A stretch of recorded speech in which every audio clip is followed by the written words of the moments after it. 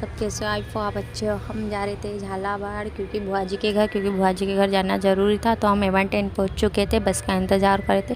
उस बीच हमने मस्ती के वगैरह कर रहे थे, दादी भी कर रहे थे दादाजी की सेवा उधर साइड में बैठ के। तो हमने सोचा क्यों ना हम फ़ोटो वगैरह खींच लेते हैं, तो हम फ़ोटो वगैरह खींचते मगर हवा ज़रा सी ना।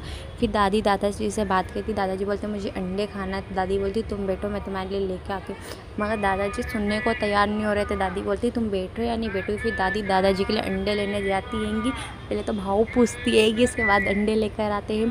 फिर दादी जी को देती है क्योंकि उनको खाना था अंडे। दादाजी का एकदम बचपना जैसा, बच्चे जैसी हरकतें करते हैंगे दादाजी, तो दादी ने ला के दे दिया था, लो खा लो तुम्हारे को। फिर दादाजी बोलते, फिर मौसी और हम बात कर रहे थे, उस बीच में बोलते तुम्हारी क्या बात चल रही है, तो दादी भी आके बात करने लग गए थे।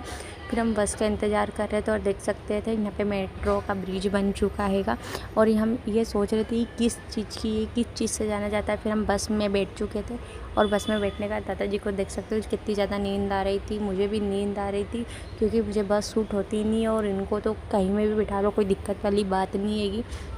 नानी ने एयरबड लगा के वो अपनी मस्ती करती। फिर हम आ गए थे झालावाड़ पहुँचने के बाद देख सकते हो हम दादाजी देख रहे थे टुकुर, तो हमको हंसी आ रही थी, तो हम बैठ जाते हैं भारत मेडिकल के वहाँ, क्योंकि बस ने वहीं उतारा था हम लोगों को।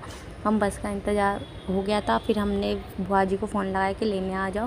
फिर बुआ जी और फूफा जी को कॉल करते हैं कि वो आएंगे लेने। उस बीच में मैं बैठी हुई थी, मेरे को शर्म आई थी, फूफा जी बुआ जी लेने आ गए थे, तो हम लोग बैठ के चले गए थे। फिर नेक्स्ट डे हमको जाना था मधु दीदी के वहाँ, तो हम तैयार व्यार हुआ के चले गए थे मधु दीदी के वहाँ। मगर उस भी इतनी ज़्यादा धूप हो रही थी, मैं बता नहीं सकती हूँ, मतलब गांव में जाना बहुत मुश्किल बात हुई। और मतलब परिंदा पन्नी मारा था, पेड़ पौधे भी नहीं हिल रहे थे कि ज़रा सी हवा लगे। मगर जैसा भी हो, मगर मज़े खूब आए थे क्योंकि सब लोग साथ में गए थे, कम 3 गाड़ी भर के गई थी। और हाँ को तो बहुत ही ज़्यादा मज़ा आया था क्योंकि हाँ पहली बार झालावाड़ गई थी, यानी सब दूर घूमी गई थी। यानी हाँ को तो बहुत ही ज़्यादा मज़ा आया था क्योंकि इतना सारा शानदार पेड़ वगैरह देखे।